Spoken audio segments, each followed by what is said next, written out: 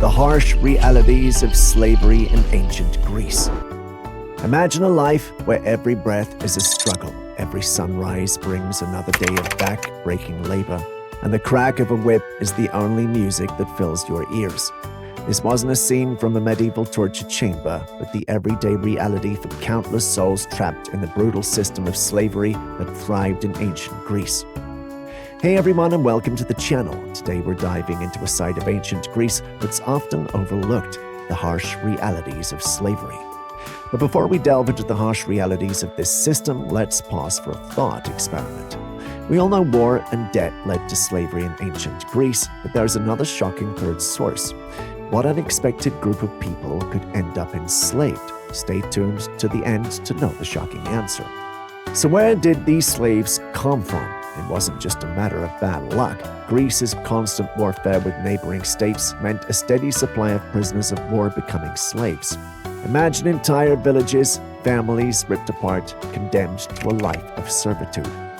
But conquest wasn't the only source. Debt could also land you in chains. Fall behind on your payments, and creditors might just take you and your family as property. Piracy was another cruel twist. Raiders snatched people from their homes along the coast, selling them on the open market like livestock. Even the most innocent weren't spared. In some cases, girls were abandoned and often ended up in the slave markets. And for the truly unfortunate, even childhood offered no guarantee of liberty. Unwanted babies were sometimes left exposed, condemned to a life of servitude if they survived.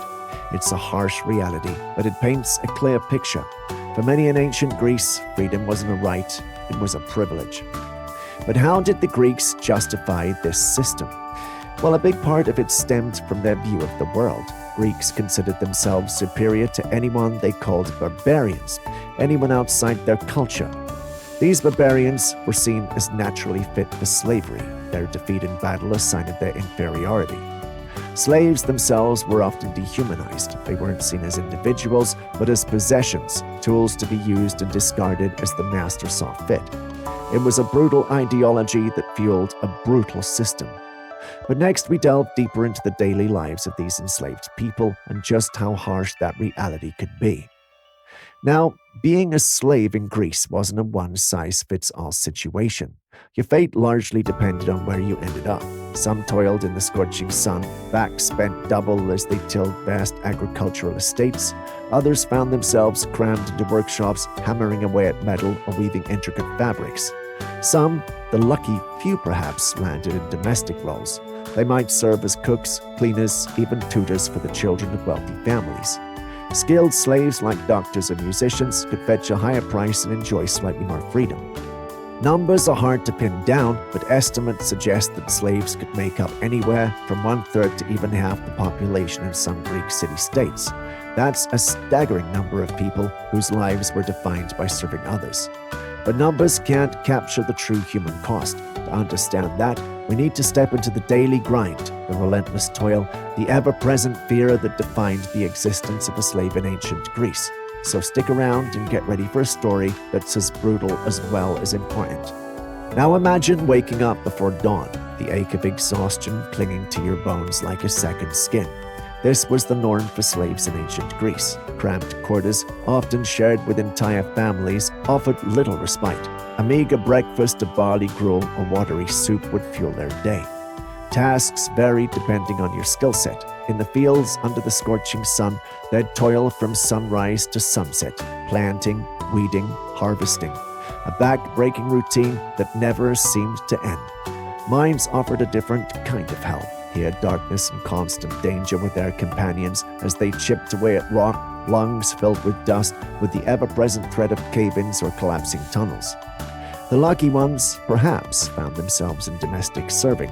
While still grueling, these roles might offer slightly better living conditions and a glimpse into the lives of their masters. Skilled slaves like doctors or artisans could even earn a small amount of money, sometimes buying their freedom or that of a loved one. But for the vast majority, life was a relentless cycle of work, exhaustion, and fear. Brutal overseers ensured compliance with the sting of a whip. Evenings brought no solace.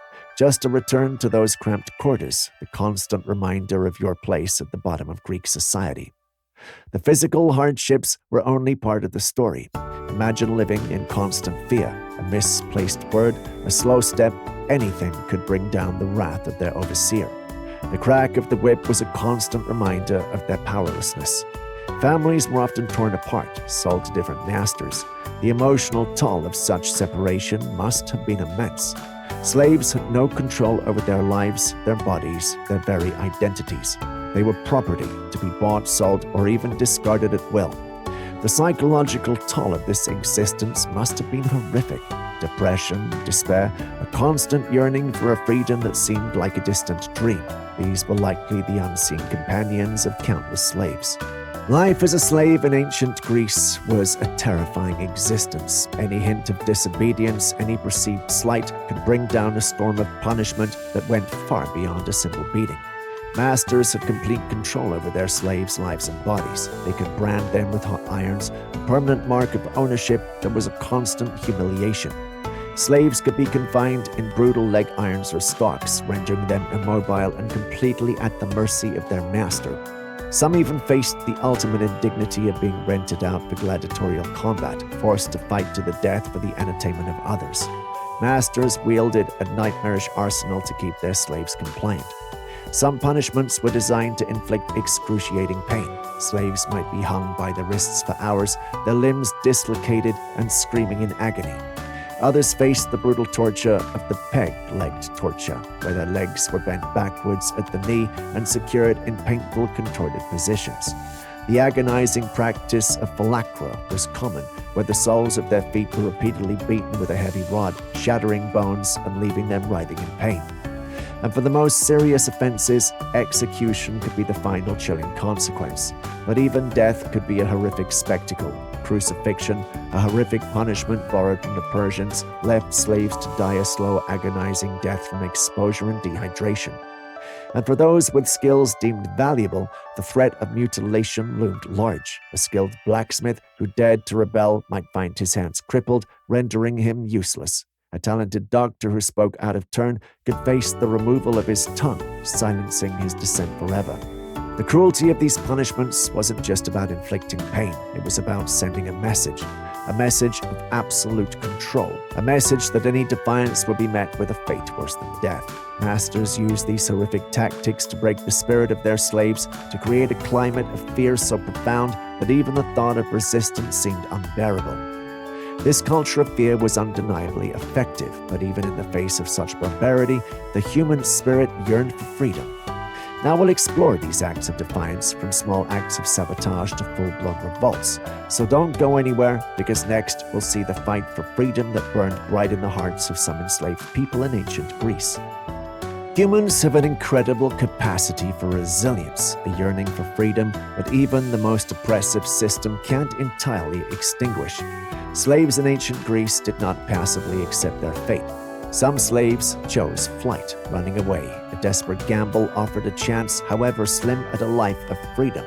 Others engaged in acts of sabotage, subtly damaging tools or crops, a small act of defiance that could disrupt their master's operations.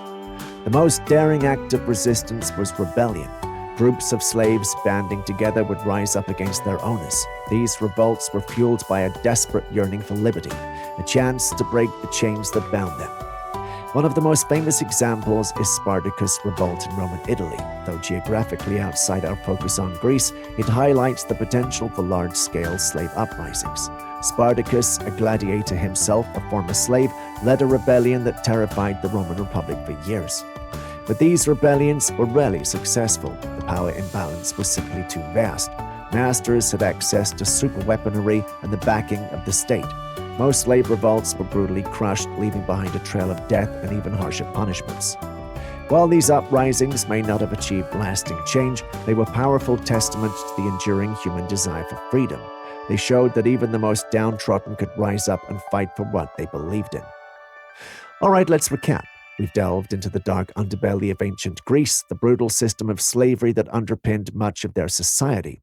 We saw how slaves came from conquered populations, debt, piracy, and even abandoned children. Their lives were defined by back-breaking labor, cramped living conditions, and the constant threat of violence.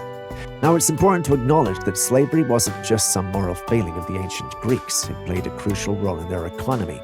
Slaves provided the labor for agriculture, construction, mining, and domestic service. They were the engine that kept the Greek world running. But understanding the economic benefits doesn't erase the human cost, the suffering, the loss of freedom, the psychological toll. These are the true stains on the legacy of ancient Greece.